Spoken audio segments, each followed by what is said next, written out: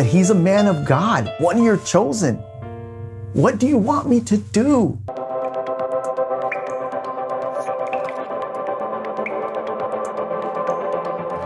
Hello everyone, my name is Angel Sandoval. Thank you so much for stopping by my channel. If you're new to my channel, I make these videos weekly in hopes that they encourage you. I've been in the book of Samuel lately, and this is a lot about that transitioning period when King Saul was rejected by the Lord, and Samuel mourned over him, and God said, stop your mourning, we need to find a new king. I found someone. So then God sends Samuel back to Bethlehem to Jesse, and Jesse basically had so many sons, and Samuel's looking at all these guys going, okay, he's the king, and God's like, nope, not him. He's like, it has to be this guy. He's muscular, he's handsome, and God goes, listen, Samuel, I don't look at people the way you earthly people do. You judge people by their appearance and by their beauty. I judge people by their hearts. None of these guys are it. So then finally there was this young shepherd boy who's, handsome young man, but still really just not the person that Samuel thought he was gonna be. And this turned out to be King David, the guy that struck Goliath down with a slingshot, a stone in his head, and killed this like 7.5 foot, 9 foot giant guy. I don't know exactly how many feet he was, but he was huge compared to little old David. And God basically used David as the next king. And it was because of David's heart. Now, Samuel was very saddened because Saul was sort of denounced. Like God said, you know what? I'm not going to use Saul anymore. I'm going to remove him as king. And Saul became so angry that he hated David, although he made David his general. Because everywhere David would go after Goliath and fight whatever army they were fighting, David had favor by the Lord, and he won pretty much every battle. And Saul, his men weren't doing as much as David. And he saw the favor of God that he once had given to David. And Saul was ticked. He was angry. He got jealous and he wanted David dead. But then this is how God works. Saul had a son named Jonathan, and Jonathan and David became like brothers, to the point when Jonathan kept telling David, hey man, my dad wants to kill you. He wants you dead. And David's like, what did I do?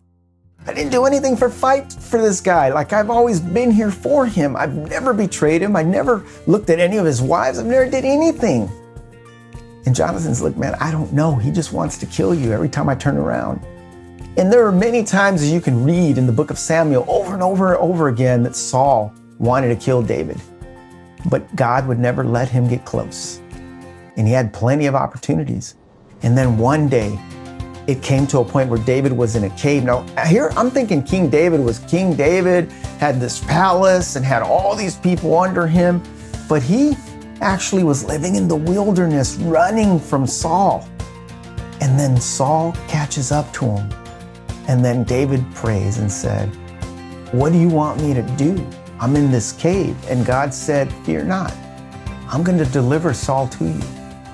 And then David's like, but he's a man of God, one of your chosen. What do you want me to do? And God says, do whatever your heart tells you to do. You see, God didn't give David the answer. He put it back on him. So here's Saul now, face to face with David in this cave. With all his men, Saul came, but he couldn't find David. And David cut off a garment of Saul's robe and turned around. Saul turned around and was almost like, uh-oh. All right, David, you got me. You got me, man. Just take me out. And David's like, you know what, Saul? I don't know why you hate me. I don't know what I did to you. But I'm not going to repay your evil with evil. I could kill you right now. But I'm not going to do that because you're God's chosen king. Like, why would I do that? And then Saul broke down and said, you know what? You're a much better man than I am. Now I know why God chose you.